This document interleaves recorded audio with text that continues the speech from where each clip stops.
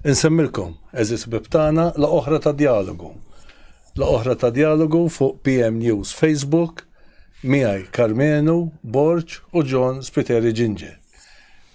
F'diskursata oħra rigward il-policy paper li għandu il-gvern li tal l-iskejjel l-allima tagħna, skejjel kemm tal-gvern u anke tal-istat u anke tal-Knisja, li huma l-policy, il-mod, l-odda li bija toffri direzzjoni lill-allima rigward kif tiżvolġi, tiżviluppa l-edukazzjoni hekk imsejħa għall-inklużjoni. Fuq da se nkomplu nitkellmu ftit iktar tard. Imma immedjatament. 3 aħbarijiet li xtaqt li kieku nitkellmu ftit qabel fuqhom qabel ma nibdew il-programm. L-ewwel aħbar rigward ir-rebħa fil-qorti għall-Kunsill Lokali tal-Gżira, speċjalment anka is-Sindku tal-Gżira li tħabat ħafna sabiex jara li dik il-pompa tal-petrol hekk insejħula aħna ma ssirx f'dak il-ġnien fil-mod kif kienet sassir nitkellmu dwarha. Aħbar oħra li turi statistika rigward persuni li daħlu Mount Carmel l-ammont għoli minnhom percentaġġ għoli daħlu f'dik l-isptar għal-kura il-għaliex kienu wkoll ħadu sustanza ta' droga, kokaina jew eroina. Kellek ukoll aħbar oħra rigward kif qed tiżdied il-vjolenza domestika. U irrid infakkarkom li meta konna qegħdin niddiskutu l-ġimgħa li għaddiet jiena u Karmenu u żagħżugħ ieħor magħna, propju konna qegħdin nitkellmu kif il-moviment Solidarjetà Ħajja Familja Libertà qed jiġi fis-seħħ propju għaliex terms of reference skop wieħed minnhom mis-seba' li għandu huwa propju għaliex il-politika tal-libertinaġġ waslet biex f'dan il-pajjiż illum il-ġurnata għandna poplu li qed isofri bid-dipendenzi, bis-solitudni u bir-riżultati kollha li qegħdin naraw depressjoni u qegħdin naraw li da kollu huwa riżultat ta' dan il-libertinaġġ, ta' din l-ideoloġija ta' xejn mhu xejn. Ħanitkellmu fuq dawn it-3 punti u nagħti l-kelma l sħabi li qegħdin hawn u mbagħad ngħaddu għas-suġġett tagħna wkoll. Karmenu. Tajjeb, nixtieq nsellmilkom nfakkar din ir-rebħa tal-poplu Gżiran u li tirrifletti xi ħaġa. Hawn Malta għandna kunsilli lokali, ġifieri suppost kull lokalità għandha xi forma ta' governanza, però il-kunsill lokali ħafna drabi ma tal-laba m'għandhom poter ta' xejn. Speċjalment fejn jidħol żvilupp. Għandek lokalitajiet li tkerħu nbidlu totalment minn l-rappresentanti tal-poplu tal-lokalità li huma l-kunsilli jkollhom kelma fuq għadin.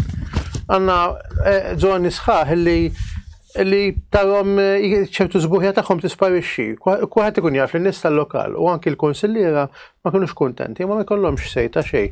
Ġi rebħa bħal din tirrifletti bżonn importanti. Hemm bżonn il-kunsill lokali l tiegħu jinbidel ma jibqax biss speċi dak li amministra xi ftit affarijiet imma ikun il-kunsill lokali b'deċiżjonijiet autonomi u kapaċi jagħmel vito fuq ċertu tip ta' żvilupp bi konsultazzjoni mal-popolazzjoni. Ġifieri irridu nimxu għall-kunsilli lokali hawn Malta li jikkonsultaw mal-nies anke jekk hemm bżonn referendum konsultattiv u jkollhom vito fuq żvilupp li jista' jkarraħ in-natura u l-forma tal-lokalità. Dina xi ħaġa li jiena kont attiv ħafna qabel elezzjoni minn militajt xi partit fil-partit li dana li kont li jiena involut fih il-Partit Popolari imbuttajta ħafna din l-idea u dina mhix idea biss ta' partit jew ieħor ma idea tal-lokalità. Kieku kellna sistema fejn il-partit fejn il-kunsilli lokali, speċjalment is-sindku l-kunsilliera, konsultazzjoni man-nies għax inkella jsejħu l-abbuż hemmhekk. Ma biex ma jkunx hemm abbuż, il-poplu jrid ikun konsultat, jista' jkollu vito fuq proġetti li jistgħu jkarħu jeqirdu n-natura tal-lokalità. Speċjalment jekk dawn jkunu fil-qalba tal-lokalità, jew nkella f'żoni li dan l-iżvilupp ħajġi jidher u jitfen il-lokalità. Kellna ħafna inċidenti, semmejna tal-Gżira, ma kellek Pembroke, ħafna postijiet. Kellek Bulebek kien possibilità kemm il-Kunsill temmek irreżista, ġifieri għaliex kunsill għandu joqgħod imur l-qorti għandu ġlieda bħal din meta sempliċement deċiżjoni amministrattiva tista' twaqqaf dan l-iżvilupp, dan mhux ħella ta' ħin u ta' flus. Ġevet, aħna qegħdin ngħidu proset is-sindku, ma kemm kellu joqgħod imur jiġilet is-sindku, jmur l-hemm u jmur law, meta sempliċement seduta ta' kunsill lokali u jekk hemm bżonn daqxie ta' referendum konsultattiv man nies tal-post, kienet issolvi il-problema minn għarda l-ħesil kollu. Ġifieri naħseb wasal iż-żmien li nibdew naħdu bis-serjetà u nappella minn hawnhekk il qed jismana li l-kunsilli hekk biex jibdew pressjoni fuq il-partiti tagħhom fuq x'inhu biex tinbidel din il-ħaġa. Inqas ma jkun hemm poter ta' gvern ċentrali, inqas ħajt naqqas l-abbuż għaliex il-nies tal-lokalità mbagħad jibdew apprezzaw il-lokalità tagħhom ment id deċiżjoni toħodlok minn xi awtorità, illi l-awtorità qatt ma nawa tkun favur il-lokalità jew favur l-ambjent tal-post, imma favur biss minn għandu l-flus. U nafu li l-iżvilupp ekonomiku u li l-ekonomija ta' Malta kontra dak li jgħidulna mhijiex daqshekk dipendenti mill-bini bej xi 25% li huwa bejhom mhux daqshekk isu xi ammont assolut, isu nuka flus deħli minn hemm. Ħafna drabi nissuspettaw biex ma nkunx ħanejdu jekk nagħmlu xevita x'inkella jgħidu li m'għandekx provi, imma l-iktar li huma dipendenti l-unika raġuni li qed jiġġofolaw daw ċertu nies għaliex hemm il-politikanti fin-nofs. Ġifieri ħanejdu hekk. Wasal iż-żmien din ħaġa tinbidel. Dwar il-drogi ma kellix ċans naqra dak l-artiklu fuq li daħlu nies bil-kokaina ġewwa l-isptar Monte Carmeli, però ovvjament idħul ta' l-infus ta' sostanzi li huma ngħidu hekk kimiċi fil-ġisem tal-bniedem ovvjament ħeffet ważin. Ġifieri jekk naħsbu li jekk iktar ma niliberalizzaw id-droga iktar ħanamlu l-ħajja ħjar, naħseb ma qed jaranna. Kważi affarijiet li dawk li missirietna kienu jgħalmuna li l-eċċessi u ċerta affarijiet mbagħad aħna ħsibna jekk neħdu l-libertà fihom ħankunu aħjar, issa nagħmlu mhux aħjar. Ma nafx kien it-tiela punt, għadmu palissa fakkarni. Tal-violenza domestika. Violenza domestika. Qed tiżdied, skużani. Soċjetà jiena dejjem hekk ngħid fejn tissorprendik li tiżdied għax l-edukazzjoni qed tiżdied ukoll. Ma l-imġieba ma tistax tiżdied, l-imġieba tiżdied meta inti tagħti l-eżempju tajjeb u l-edukazzjoni kif suppost. Bitu qed tajjeb u tweżaq bid-drittijiet. Imma mbagħad miriet ma jridux nagħtu, allura bil-fors ħadd iġġieled il-vjolenza. Ġifieri li rid ngħidu li nqasna mir-rispett lejn xulxin u fuq kollox mhux qed nagħtu każ il-familja. Ġifieri jekk l-awtoritajiet iridu naqsu l-vjolenza domestika, jibdew jgħinu l-familja għax l-iktar post fejn jekk l-imġieba tajba mill-familja tajba toħodha. Ġifieri jiena tallimt nirrispetta l-oħrajn għax meta kont żgħir il-ġenituri tiegħi kienu jirrispettaw xulxin u lili għalmuni nirrispetta l-ħaddieħor.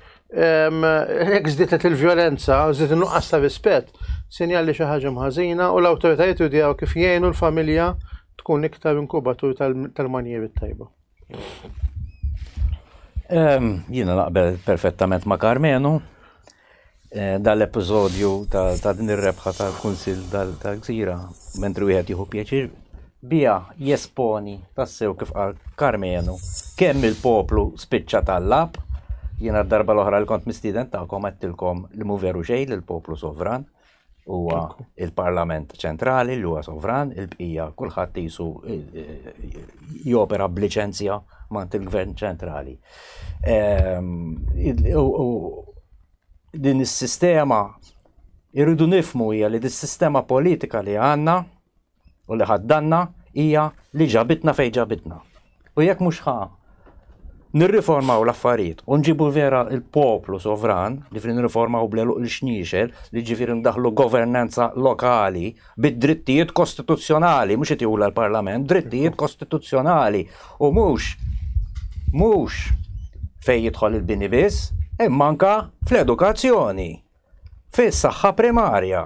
Sewwa daw l-affarijiet, governanza fil-vera sens tal-kelma lokali. Sewwa imma min għandu l-interess da ma jaqbillux dis-sussidjarjetà vera li l-poplu ma jaqbillux itija għax iktar faċli xaħħam tlieta min nies ġo awtorità ċentrali milli xaħħam raħal sħiħ, iktar faċli ddaħħal ideoloġija billi tinfluenza 4 parlamentari milli tikkonverti u tipperswadi poplu sħiħ gvern lokali biex jaddotta. U għanna unek dak li jtisir, dan huwa jekk mhux ħadd inbidel di, is-sistema li għandna hija dik li tġibna fejn ġabitna. Għallu ma stax nippretendu li ħaġibna x'imkien aħjar sakemm nibqgħu bl-istess sistema, dan bl-Ingliż jgħidu ġifieri the definition of madness is tibqa' tipprova l-istess ħaġa u tippretendi riżultat differenti. Mhux ħajħroġ riżultat differenti, anzi, fej 40 sen ilu forsi s-sistema tagħna kienet taħdem għax is-soċjetà kienet differenti, kienet forsi kellha żjed valuri, kellha ċerta social breaks fiha, illum daw spiċċaw ġifieri s-sistema l għandna riżultati kif qed naraw ħaddina jekk ma nirriformawx ġifieri riformi sostanzjali. U kif għedna ġifieri mhix kwistjoni ta' ambjent biss, ma across the board. L-affarijiet, is-sussidjarjetà titlob li vera sussidjarjetà li d-deċiżjonijiet li joqtu l-poplu, iridu jittieħdu fl-iktar livell qrib tal-poplu. Sinjuri, ħanaddu għas-suġġett tagħna llum. Is-suġġett tagħna huwa kontinwazzjoni tad-diskussjoni fuq dan il-policy paper tal-Ministeru għall-Edukazzjoni rigward politika inklusiva fl-iskejjel tagħna. Ħalli nagħti introduzzjoni żgħira. Preambolu qabel ma nibdew nitkellmu. L-ewwel ħaġa. Ir-rispett tad-diversità huwa importanti u naqblu li jkollna skejjel safe, konsidrati safe, siguri, bla perikli, għal kull student tal-liema orjentazzjoni sessuali u tal-liema fidi u tal-liema kuluru, tal-liema background ta' familja kbir jew żgħir, tal-ibda differenza m'għandha toħloq diżugwaljanza u m'għandha toħloq disrispett. Imma d-differenzi kollha ta' background soċjali, ekonomiċi, reliġjużi, orjentazzjoni sessuali ixini għandhom ikunu rispettati. Fuq hemm m'għandna l-ebda dubju, imma l-ugwaljanza jekk għandha tkun tfisser xi ħaġa fl-edukazzjoni tagħna, fil-familji tagħna, għandha tkun tfisser ħaġa waħda żgur. Ir-rispett lejn id-diversità. Jien jekk ma naqbilx ma' John, jew ma naqbilx ma' Carmenu, jien għandi kolli nħossi d-dmir li xorta nirrispetta id-diversità. Fejn Carmenu jew John fil-ħsibijiet tagħhom, fl-attitudnijiet tagħhom jistgħu jkunu differenti minni. U xorta nsibu l-mod ta' kif ngħixu. Dik tkun il-qofol tal-edukazzjoni tagħna. Dak huwa l-qofol ta' xi fisser valur ta' solidarjetà li kapaċi ngħixu flimkien minkejja d-differenzi ta' xulxin. Ambjentalist jgħix mal-kaċċatur u mhux l-ambjentalist irrid jelimina jikkanċella l-kaċċatur u viċi versa. Nazzjonalist jgħix mal-laburist. Min m'għandux interess fil-politika jgħix u mhux wieħed bħalma issa qegħdin ħobbu jgħidu lili isma' jiddispjaċina nisimgħuk titkellem kontra il-Partit Nazzjonalista jew ħaġa. Ħadd mhu kapaċi jissapporti lil minnu differenti minnu. Dik mhix ugwaljanza. L-ugwaljanza li jien kapaċi ngħix miegħek anke jekk inti ma taqbilx miegħi. It-tieni punt. Kemm qegħdin nagħmlu sewwa bħala Moviment Solidarjetà niddefendu il-valur tal-ħajja, tal-familja u tal-libertà. Meta kont qed nipprepara u nidħol fil-fond hekk noqgħod naħseb fuq dak li qrajt u sa nippreparu nitkellmu dwaru. Għad taħna qegħdin meta nitkellmu fuq dan niddefendu l-ħajja, niddefendu l-familja u niddefendu l-libertà. Kif sa nitkellmu iktar tard anke mal-ħbib tiegħi.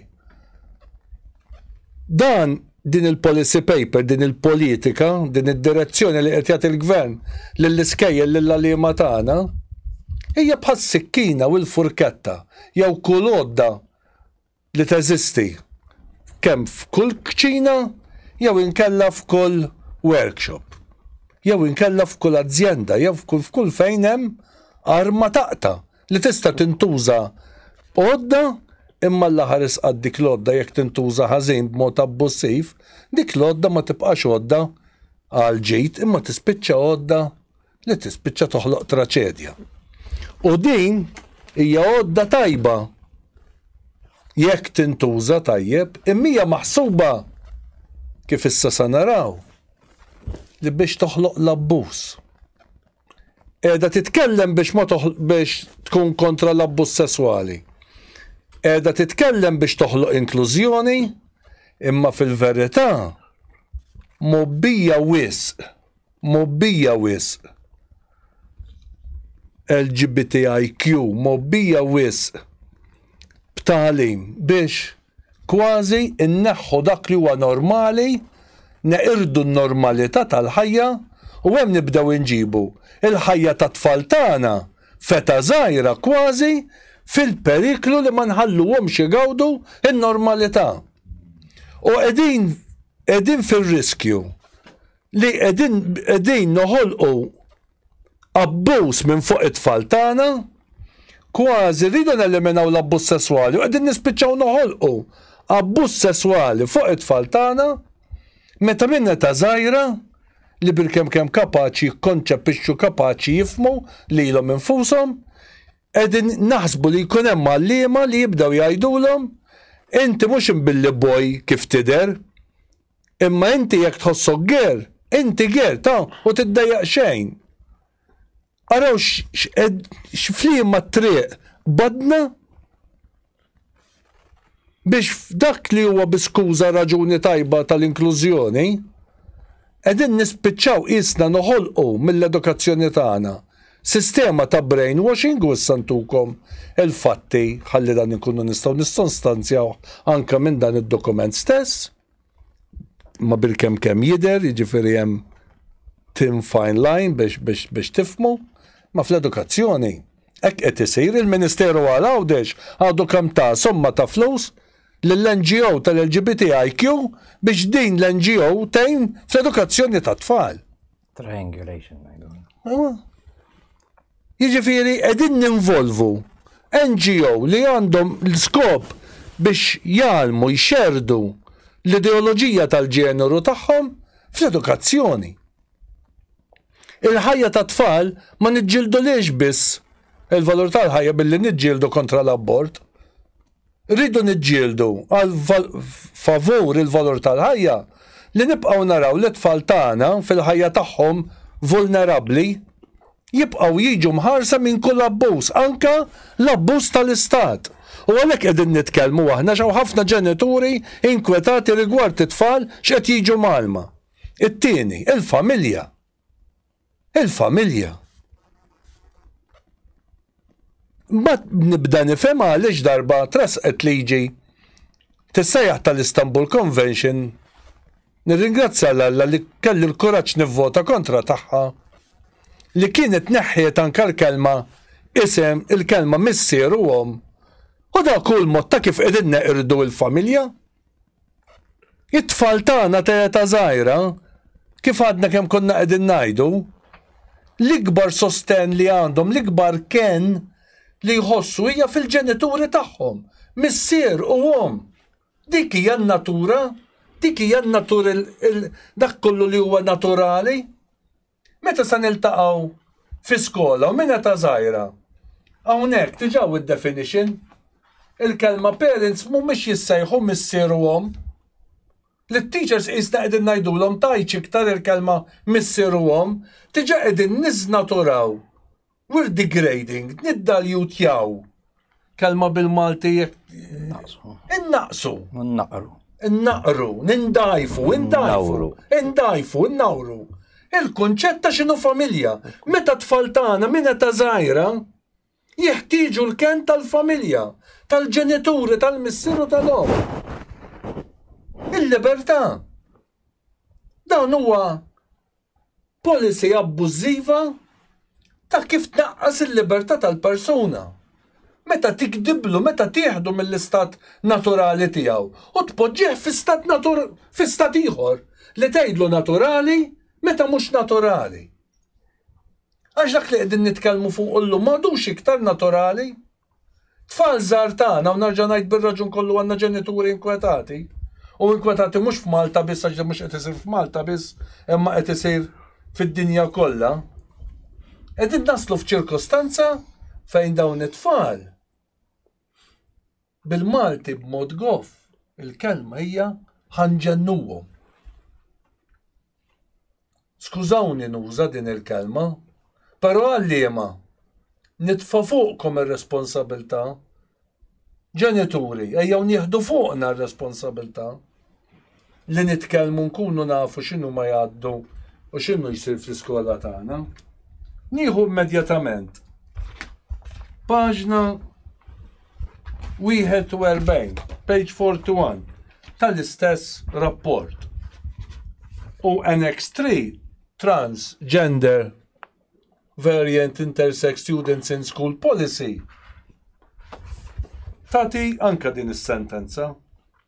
This process includes not only understanding and supporting the student, għax huwa tajjeb li maħsub li jekk ikun hemm studenti li għaddejjin minn dan iż-żmien għax huma ta' tendenzi LGBTIQ ma qegħdin nitkellmu fuq skejjel tal-primarja m'aħniex qegħdin nitkellmu fuq l-università, fuq żgħażagħ, qegħdin nitkellmu fuq studenti ta' età tenera li għadhom mhux bil-fors ċerti jew b'saħħithom emozjonalment biex jieħdu deċiżjonijiet ħalli jgħidu huma sewwa min huma.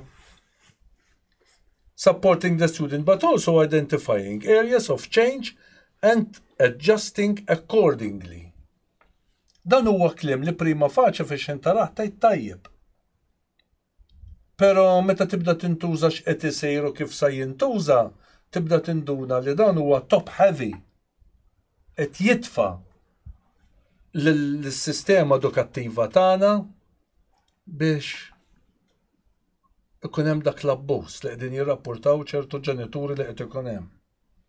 Imbagħad anke meta niġu biex nitkellmu fuq it-transition, għax hemm iż-żmien fejn ikun hemm transition bejn meta iż-żagħżugħ student żgħir jista' jkun kif kien oriġinali straight għal kif irid ibiddel, l-iskola trid tgħinu. Jekk ikun hemm dawn l-każijiet eċċezzjonali b'mod naturali, ejjew naraw li ngħinu. Imma ejjew ma noħolqux minn dak li mhux naturali u nġibuh naturali, l-eċċezzjoni nġibuha naturali. U fuq dan irridu nitkellmu llum. Imbagħad anke fiex intiġi rigward l-intersex fl-istess paġna 41, students may or may not identify as a male or female, identify as both or between or neither gender, connect with the LGBTIQ community, be post-diagnosis of or have experienced medical intervention, be self-accepting. Ġifieri, maħniex qegħdin nitkellmu fuq suġġett faċli. Imma qegħdin nitkellmu fuq it-tfal tagħna, qegħdin nitkellmu fuq il-futur tal-familji tagħna, qegħdin nitkellmu fuq il-valur tal-libertà ta' kull persuna, tat-tfal tagħna, qegħdin nitkellmu fuq xi kwalità ta' ħajja se jkollna fil-ġenerazzjoni li jmiss. Naddi l-kelma li nitkellmu bat wara ġos. Diffiċli biex nitkellmu. U dan nibda ngħid aħna nitkellmu fuq tfal tal-primarja, ġifieri. Jiena nimmaġa b'mod naturali tfal li għaddu minn li għandhom dal-ispettantu huma minorità żgħira ħafna li ma sax dan fil-primarja l-affarijiet laqas moħħhom fil-logħob ikunu tfal jiena ma nafx jkolli nibqa' bla kliem kif qegħdin nipproġettaw affarijiet fuq it-tfal illi anke għalina l-kbar huma top heavy ħanajtek. Issa ma neskludix li jew fid-dinja kollha hawn kundizzjonijiet u bżonnijiet. Ovvjament li aħna ma niddiskriminaw kontra ħadd hija ħaġa tajba ġifieri. Ma fġaħ kemm hemm it-tfal ishom bħala tfal u nismahom ta' tfal fis-sens pożittiv inħalli nipproteġu l-innoċenza tagħhom u ngħinhom jikbru kif suppost mingħajr ma nagħduhom nissottomettuhom għal trawmi u għal biżgħat li m'għandhom bżonn jiġifieri. Wis nibża li dal-policies fuq id-tfal tagħna ħajħolqu ġenerazzjoni ta' vittmi li meta jikbu l-bombin biss jaf xi jsir minnhom. Ġifieri dis-sistema hija bżonn naraw daqsxejn kif ħanittakiljaw, tfal li jibqgħu tfal. Dwar jekk tinnotaw il-diskors, ħafna drabi d-diskors modern fuq diversità u integrazzjoni jifisser il-maqlub. Donnu il-ġdida tal-klassi tal-Marxisti ta' qabel bej is-senjur, il-fqir, il-ħaddiem inħadmu, trasferejniha fi ġlieda bej kategoriji diversi ta' nies u orjentamenti sessuali u x'nafien. Kultant diskors ta' integrazzjoni u rispett lejn diversità jfisser biss konflitt jew ninkoraġixxu konflitti li huma bżonnhom u affarijiet li ħajħallu traumatizzazzjoni, traumi. Din l-ideoloġija mhux ħatamel ġid, jiġifieri tagħmel l-tfal bl-Ingliż qed weaponize them, jiġifieri hija mhux ħatamel. Jiena ma ħoss li ħajsibu ġid.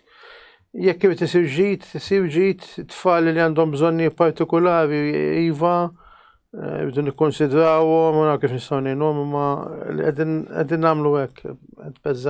Wis nibża li 10-20 sena oħra ħanaraw xi l-ħsara kbar li jkunu saru u għal ħafna tfal sfortunatament ikun tard wisq. Jiġifieri. John? Ibda biex jiena għandi problema serja kif qed jiġu introdotti dawn l-affarijiet. Insa l-kontenut għalissa. Kif qed jiġu introdotti? Jiġi l-gvern jgħidlek għax kelli xi sentenza fil-manifest elettorali. Sewwa? Mela f'manifest ta' xi 400 statement fej poplu irid jivvota fuq affarijiet daqstan differenti. Jien naf mir-rata tat-taxxa jew mill-kont tad-dawl u dawk il-problemi forsi li iktar ikunu iżjed urġenti u li ħajvvota fuqhom. U mbagħad naħbu x'imkien fih biex ta' parsi għandna leġittimità.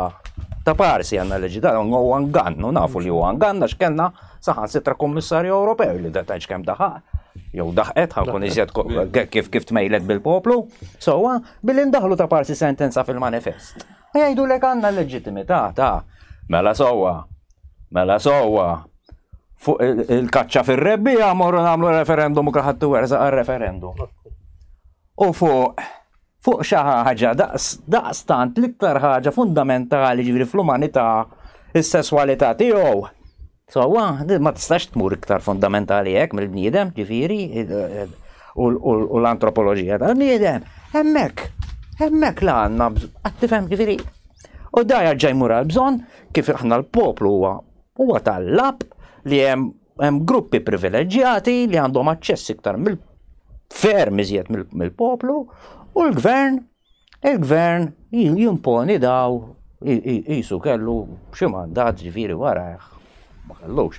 Ġifieri jiena nemmen li jekk inti self-respected almenu fuq dawn l-affarijiet tant kruċjali sewwa wara kampanja ta' diskussjoni wiesa kemm whatever, almenu mura referendum jekk inti trid leġittimità. Dawn m'għandhom leġittimità ta' xejn. Dawn neħbew wara kif qedtilkom id-darba l-oħra is-so-called civil society biex naħarbu civil society kollha 60 ruħ f'60 NGO differenti u kollha membri ta' xulxin u kollha joħorġu ta' parsi press release jamplifikaw il-xulxin u man bat tmur għal xi dimostrazzjoni tagħhom għastara 60 ruħ u daw jiddeċiedu il-futur ta' pajjiż. Issa fuq il-kwistjoni tal-ideoloġija per se. Nafu saru studi li mad-90% ta' tfal li jgħidu li huma sessualment konfużi wara li għaddu mill-pubertà, alright, jiġu mingħajr ħadd ma jgħidulhom xejn isibu ġifieri jagħmlu paċi ma' in-natura vera tagħhom. Nafu wkoll li fost dawk il-konfużi għandna studji minnu imħawwad ħafna minnhom ġifieri kellna pereżempju mill-Ingilterra fejn ta' Tavistock Clinic li spiċċaw biex għalaq għall-gvern dana għax sabu u kien hemm whistleblowers u kien hemm statistika li turi li 80% ta' daw li kellhom kondizzjonijiet oħrajn. U flok il-mediċi u t-tobba indirizzaw il-kawżi vera, sewwa, ġifieri dawna affermaw minar wis investigazzjoni kif suppost, affermaw, ovvjament ma nixxi ngħidu li fex dan il-nies irridu jifhmu l-konsekwenzi, ta' in-nies ma jifhmux konsekwenzi. Meta inti pereżempju tibda tagħti il-puberty blockers u hormone blockers u meta tibda tagħti il-transition hormones, inti bniedem ġibtu sterili ta' ġifieri dan ġifieri irreversibbli. Dan għandek tfal, per eżempju, meta tittihom il-hormone blockers, per eżempju subien, li l-għadam tagħhom ma jafformax tajjeb ta' ġifieri dan tifel ta' 15-il sena li jkollu l-osteoporosis, ġifieri u brittle bones. Għax għaz jek twaqqaflu at that stage twaqqaflu hormone blockers, dakka ma tistax inti terġa' tieħdu lura fi żmien whatever. Ġifieri hawnhekk li jekk xejn qed nipprova ngħidilkom, il-gravità ta' fuq xi qed nitkellmu, il-gravità dinha miex lesson tal-accounts, miex dawn huma affarijiet irreversibbli. U għalfej allura meta tnajdilkom daw il-fatti li jekk ma noqogħdux nimluhom rashom jgħaddu mill-pubertà u l-maġġoranza assoluta ġifieri mhux maġġoranza. U jekk orrejt jibqa' 10% imma 80% minn dak it-10% tarġa għax għandhom comorbidities jgħidulhom ġifieri jew sfortunatament mill-istudji li qed naraw pereżempju hemm rata għolja ta' minnu autistic pereżempju li jgħid li għandu gender dysphoria. Ġifieri l-inqas ħaġa li nistgħu nagħmlu hija li mhux nibdew naffermaw mill-ewwel u nimponu fuq l-iskejjel. I mean, inti jekk inti is-soċjetà mhix minestra, imma anke minestra toqgħod attent x'titfa' fiha, so ma toqgħodx titfa' l-ingredjenti bla doċċ, ġifieri mbagħad mir-regoli, aħseb wara soċjetà. Ġifieri u meta nitkellmu fuq il-klima, fuq il-climate change u fuq whatever jgħidulna mhux aħjar we err on the side of caution, whatever. Mela jidħol fejn tidħol in-natura tal-bniedem u mbagħad we don't err on the side of caution. Dan huwa abbuż. Dan huwa abbuż. Għax dawn għandna ntuhom. Sewwa għajnuna vera bil-partiċipazzjoni u bil-konsens tal-ġenituri, mhux kif ġabeda jiġri barra ħalli jkun jaf il-poplu Malti barra jista' jaħdulek it-tifel is-social workers jekk inti bħala ġenitur konċernat u topponi. Jistgħu jiġu jaħdulek it-tifel. Jistgħu jmorru għat-trattament it-tfal minorenni mingħajr il-konsens tiegħek. Ġifieri noqogħdu int bħala gvern għandek responsabilità enormi qudiemek. L-iktar naħseb di trid tkun ma nafx, trid tkun diżuman biex ma taqbilx magħha. Għal-jom għalmenu forsi naqblu fuq xi ħaġa, ħallihom jilħqu l-età ta' meta jsiru 18-year-olds, meta jsiru adulti, u mbagħad jekk jippersisti f'dik it-triq, fair enough. Imma mhux qed induru għal tfal u qed nissesswalizzawhom għax qed indaħħluhom dal-konċetti ġo moħħhom. Meta li kieku m'għadna xejn daw qas biss jikkonsidru jitkellmu fuq sessu whatever ta' 7 snin, ġifieri jiena t-tifla tiegħi qatt ma ġiet tgħidli għax ta' 7 snin. Ġewwa u aħna tindaħħluhom il-flieles ġo moħħhom u ma naqbilx magħkom l-idea sempliċement persentaġġ għax kifet darba. Barra tjuri li hemm element ta' social contagion fiha di. Ġifieri dina il-peers tiegħek jibdew jinfluenzawk kif nafu li ġifieri tfal adolescenti. Daqskam għandhom influenza l-ġenituri, għandhom influenza l-ambjent ta' madwarhom il-peers tagħhom, ġifieri u hemm element minnu ta' peer pressure u ta' social contagion. Mela iktar u iktar għandna noqogħdu attenti biex naraw dak tifel jekk hux vera hu qed jaħsibha hekk jew hekk ribellazzjoni kontra forsi tafu ukoll iż-żgħażagħ awtomatikament jirrebellaw kontra l-awtorità wkoll kontra dan u forsi juxda forma wkoll sewwa ta' din l-espressjoni. Sar noqogħdu attenti ħafna. U meta il-gvern jibda jindaħal, dan huma affarijiet li għandha tkun bej il-ġenituri, forsi għax hemm l-iskola involuta, il-headmaster u tfal. Dana meta l-gvern jibda jippolitiġizza kollox, Kollox issa, ġifieri kważi sport irid jiġi politiċizzat, sanzjonijiet, whatever. Dan irid jiġi issa anke l-Kamra tas-Sodda u anke s-sesswalità tiegħek irid tiġi politiċizzata. Dak huwa totalitarianizmu. That's what it is. When you politicize everything. Kollox isir aġenda politika. Dan li qed tgħid inti John jikkonferma u ma sa nistustanzjaw dak li qegħdin ngħid billi sa naqra minn hawn ftit ieħor kemm dak kollu huwa ideoloġija politika. Jiġifieri l-ideoloġija tal-ġeneru eżist ġenituri hija riżultat ta' deċiżjoni politika mhux maħuda Malta biss imma aħna bħala gvern u kważi oppożizzjoni iddeċidejna li jitfejt naqblu ma' dawn l-entitajiet internazzjonali li kif anke kif qal Carmenu llum huma ideoloġiji li qegħdin jippruvaw permezz ta' din it-tejp ta' ideoloġija tal-ġeneru imma jiżnaturaw, idajfu il-legami, l-importanza tal-konċett ta' familja fis-soċjetà. U dak kif Anka ta' individwu,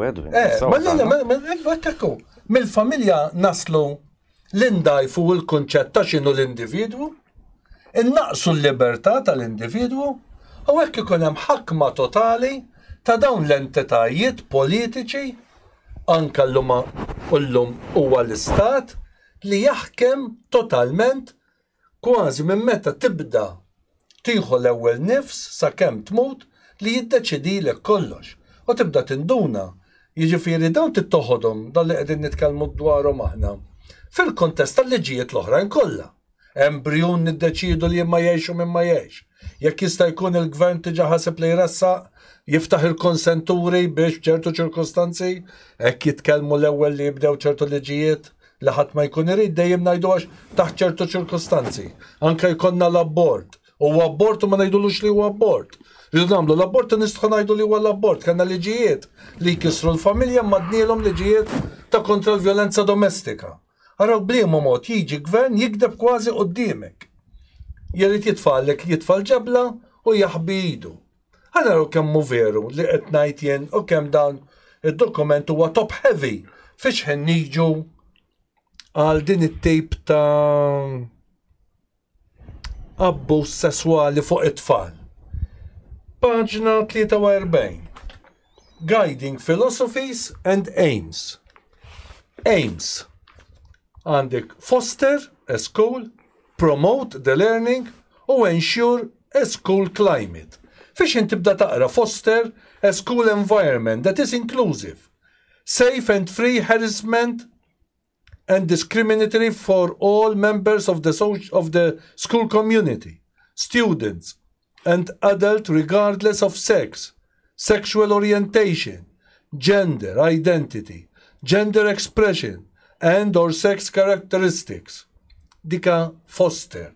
Jiridu naraw li konna skejjer li we try to foster a school environment maraw kemm huwa top heavy anka d-dokument fuq l-onus sessuali bħanajdu hekk. Promote, nippromovu the learning of human diversity that is inclusive of trans, gender, variant and intersex students, thus promoting social awareness, acceptance and respect. Laqqas kelma waħda ma jgħid biex jgħid pereżempju the human diversity that is inclusive of sexual orientations, le. Imma huwa maħsub biex jgħid il-descriptions kollha possibbli, including of trans, gender variant and intersex students. Maħniex qegħdin nitkellmu hekk bl-ebda mibeda lejn kull eċċezzjoni li jista' jkun hawn fin-natura tal-umanità tagħna. Imma li qegħdin nitkellmu kontra huwa f'isem numru kbir ta' ġenituri li qegħdin jaraw li din it-tip ta' politika fl-aħħar mill-aħħar ittieħu minn taħt idejhom l-tfal tagħhom. Għax mhux qed tħalli t-tfal tagħhom jirraġunaw iktar ta' tfal. Qegħdin qisna nagħmlu brainwashing fejn id-dinja tfal fl-iskejjel tagħna kollox huwa LGBTIQ, kollox huwa sexual orientation. Ensure a school climate that is physically, emotionally and intellectually safe for all students, to further their successful training and development and well-being, including that of trans, gender variant and intersex person. Jiġifieri anke lill-istess għalliema qegħdin inkomplu ngħidulhom x'tipi differenti ta' orjentazzjonijiet sesswali hemm, u dan huwa bidu ta' tlieta, għax imbagħad dawk it-tliet varjanti li hawn kif bdejna nitkellmu fuq in-nies. Bil-varjanti. Varjanti ta' orjentazzjoni, varjazzjoni ta' orjentazzjoni sesswali. Orjentazzjonijiet sesswali. Imbagħad terġa' tidħol iktar in-depth, iktar fil-fond, u tibda jiġifieri ara fliema abbiss, font, fejn li qegħdin nitfgħu fihom it-tfal tagħna. U jiena kont qed naqra ġifieri dikjarazzjonijiet ta' ġenituri. Ġenituri li jgħidu anke barra minn Malta. It-tfal tagħna m'għandhomx għaliex qegħdin jitgħallmu din l-ideoloġija tal-LGBTIQ. Hemm ġenituri li jgħidu le, din mhix edukazzjoni tajba għal uliedna. Dan mhux tagħlim dwar ir-rispett lejn il-persuni ta' orjentazzjoni sesswali u nifqu hemm għax sem huwa tajjeb. Imma dan li qed jingħata għandna kif qegħdin naqraw f'dan id-dokument anke tal-iskejjel Maltin, dan mhuwiex aċċettabbli. Aċċettabbli li jkollna tagħlim li joffri tagħlim rigward ir-rispett tad-diversità. Imma li bl-iskuża tar-rispett tad-diversità u l-inklużjoni nippruvaw nixprunaw, nisforzaw it-tfal tagħna jitlu qishom fi straight jacket li bil-fors huwa kulħadd hekk. Allura dawn il-ġenituri qegħdin jaraw is-sistema edukattiva ta' pajjiżhom li hija bħal tagħna tabbuża fuq oliedhom. Iżda taħt l-iskuża tal-inklużjoni qed nisforzaw ideoloġiji li fuq kollox qed tagħmel ħsara lit-tfal tagħna. Il-ġenituri għandhom ikollhom id-dritt u dmir li jgħallmu lil oliedhom l-edukazzjoni sesswali. Jien tajt kemm xejn hekk ftit informazzjoni, ġenituri barra minn pajjiżna x'inhu ma jgħidu. Għax kollox jidħol qisha mediċina li bil-fors tittoħodx mingħajrha ma tgħaddix. Bħalma kien l-injection tal-coronavirus. Bil-fors għax ikella mingħajrha ma tgħaddix. Imma din it-tip ta' ideoloġija tal-ġeneru qiegħda tiġi sfurzata fl-iskejjel tagħna bl-istess mod. Il-kelma tiegħek, Carmen. Tajjeb, jiena l-ġen repeti tfal ħallhom ikunu tfal u dana qed nitkellmu fuq dawn l-affarijiet, dawn l-affarijiet dwar ma kemm il-kategorija semmejn hemmhekk. Il-tfal tal-primarja. Bażikament daw naħseb jiena ħan traumatizzawhom u l-qudiem ħambatu anke bħala ċiviltà. Jiena nixtieq ngħid li l-edukazzjoni hemm xi soħrajn li għandhom jagħtu kasom u mhux dawn l-affarijiet. Fil-waqt li qed nintilfu dawn l-affarijiet u mbagħad tibda ssib it-tagħlim tal-istorja pereżempju fl-iskejjel tagħna. Għadu li kien għadhom jitrabbew it-tfal biex iħobbu l-pajjiżhom, biex iħobbu l-ġens Malti, l-eredità ta' missirietna. Daw affarijiet li għandhom jiġu malma, daw affarijiet mhux qed ngħid mhumiex importanti, ma daw affarijiet huma importanti għal minoritajiet u li ġewma li għandhom ikunu rispettati, ma hawnhekk qed nitkellmu fuq reazzjoni qed noħolqu sistema kważi ta' konfuża ta' edukazzjoni. Jiena nixtieq nagħmel appell żejr li min hu responsabbli minn daw l-ideoloġiji jaqaf daqsxejn jaħsiblu ftit għaliex ħafna drabi huma forsi fl-aħħar tal-ġurnata ħajkunu ħadu s-salarju tagħhom u dan kollu. Imma l-effett li ħajħalli fuq it-tfal ħajkun inkalkulabbli u mhux tajjeb. Issa l-ewwel semmejna l-vjolenza domestika li għedna sinjal li l-familja mhux qiegħda sejra sew. Issa naqbdu nagħmlu ħanaw iktar tfal bi problemi minn jaf problemi mentali u da kollu għax noqogħdu nbeżżaw minn ġewhom dal-affarijiet. Ġifieri hemm bżonn li l-edukazzjoni terġa' taqbad binarju tajjeb. Għandna ħafna fuq xi naħdmu ġifieri f'edukazzjoni kif qed l-imħabba tal-pajjiż, ċertu innovattività li kultant inħoss li naqset. Ta' affarijiet li għandhom tkun l-edukazzjoni mhux neħlu f'dawn il-punti. Il-Maltin, iż-żgħażagħ Maltin, kemm qed ikunu preparati biex ikunu innovattivi meta jħorġu fid-dinja tax-xogħol, meta jiġu biex jivvintaw patents ġodda biex jgħinu l-ekonomija Maltija, mhux għamilna ekonomija dipendenti mid-duħħan. Jiġifieri aħjar l-edukazzjoni tħares lejn dawn l-affarijiet milli noqogħdu nintilfu dat tip ta' affarijiet. Aħna mhux tal-li ma nobodu l-ħadd. tal-li dal-argument kollu huwa, id-dibattitu kollu huwa x'inhu l-aħjar interess ta' tfal. Għax dan għat-tfal nitkellmu li għandhom ħafna drittijiet ta' ċempellaw il-112, whatever. Però nessewhom l-iktar drittijiet bażiċi tagħhom. Ġifieri, din essejnija fil-familja li iż-żwieġ mhuwiex sempliċement pereżempju kuntratt bejn tnejn kif ġibnieh. Imma qiegħed hemm bħala istituzzjoni biex jaħdem fl-aħjar interess ta' tfal u mhux tal-ġenitur, ok? Ġifieri mhux għas-selfishness tal-ġenitur qiegħed hemm imma fl-aħjar interess ta' tfal. Sewwa li l-tfal għandhom dritt għal ġenituri naturali tagħhom, dan huwa dritt sakrosant li fejn irridu ninsewħu ukoll issa, sewwa, u nibdew nitkellmu fuq is-surrogacy u nibdew ġibu ġufi isu l-estent tal-monti u tal-qubbajt, sewwa. Ġifieri aħna mela dan huwa x'inhu l-aħjar interess ta' tfal.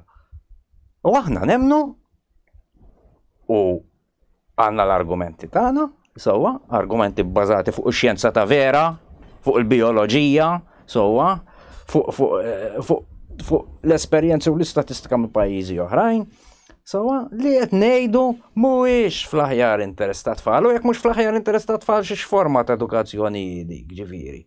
X'forma ta' edukazzjoni li tmur kontra l-aħjar interess ta' tfal? L-aħjar interess ta' tfal li jsibu għajnuna, ibbażata kemm jista' jkun fuq il-verità, ġifieri li inti għandek xi ħadd batut b'xi ħaġa u tikdiblu biex tikkuntentah, dik mhux għajnuna, dik mhux għajnuna, dik mibeda tobodu l dak il-persuna x'ma tixtieqlux inti l-verità, ma tixtieqlux iġġid. Aħna jekk hemm bżonn indarsu n-nies bil-verità. Sewwa, għax issa saret, il-moda saret, ma tgħidx il-verità biex ma joffendix ruħu ħadd ieħor. Mhux kif kienet qabel, ejt il-verità anke akkost la verità offende, għax il-verità hija l-prijorità. U dana nerġgħu ngħidu, ġifieri din hija l-ideologu qatt mhu se jċedi, għalhekk huwa ideologu, għax mhux kapaċi. Qed tifhimni dik għandu ideoloġija bħal Żiemel bin-Nuċċali, sewwa, imma għalhekk intu mbagħad biex ikollok safety kontra min hu ideoloġiku, irid ikollha s-soċjetà dak id-drittijiet li tkellimna fuq qabel, għax jekk m'għandix dak id-drittijiet u s-soċjetà hija sempliċement tal-lab u jista' jgħaddi kwalinkwa gvern ta' ġifieri blu, hawnhekk mhux qed nikkritikaw il-Labor għax jibqa' ċert li jkun hemm il-gvern nazzjonalista u m'għandix dubju, ġifieri l-istess affarijiet ħanaraw, għax dawn huma driven aġendi sewwa minn diversi fonti ġejjin. Ok, maħlomniex bihom aħna. Ġifieri, jekk is-soċjetà m'għandix il-mekkaniżmi, u hija soċjetà li spiċċat diġà tittallab, ġifieri, sewwa billi noqogħdu nipprotestaw fuq Facebook. Inti tallab, ġifieri jekk dawn li ideoloġiċi mal-politikanti magħhom u whatever jibqgħu għaddejjin minn fuq, jibqgħu għaddejjin minn fuq, hekk m'hemm xejn tista' tagħmel int, xi trid tagħmel. Ġifieri,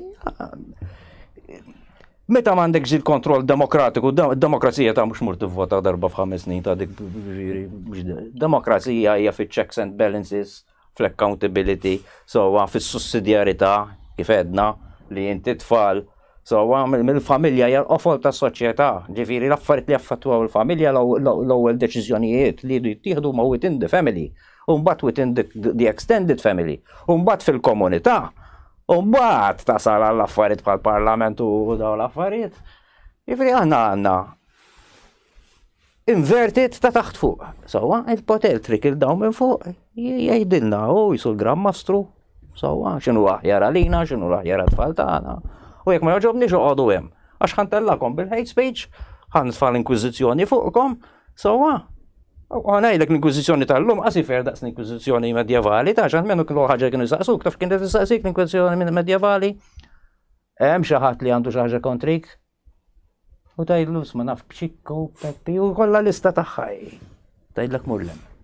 Sewwa, ġifieri kellha mekkaniżmu kważi fair iżjed minn dat tribunali u kangaru courts. Sewwa għax daw kangaru courts ta' ġifieri. U hawnhekk il-Partit Nazzjonalista jaħtib il-kbir ta' ġifieri xi pereżempju l-hate speech.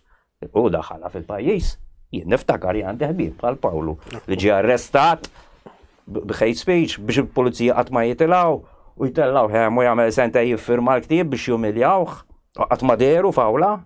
Sewwa mhux il-Partit Nazzjonalista kien. Ġifri rridu ngħidu kollox, jiena ma noqgħodx ngħid blu aħmar. Jew aħna għandna dawn il-mekkaniżmi ħa naħdmu għalihom fġieħ il-familja, fġieħ il-libertà u fġieħ il-ħajja, jew m'għandna xejn.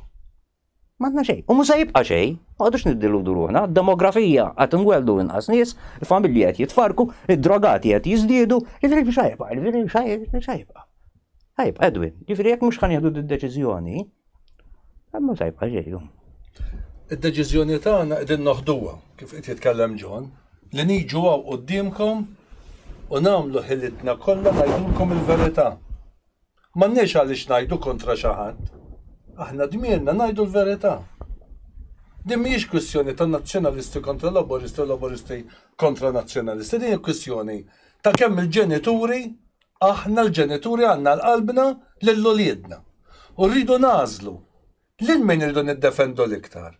Lill-uliedna jew lill-partit politiku li nistennew li aħna b'xi mod jew ieħor donnu mdejn il-lejħ li ma nistgħux nikkritikaw. Waħda.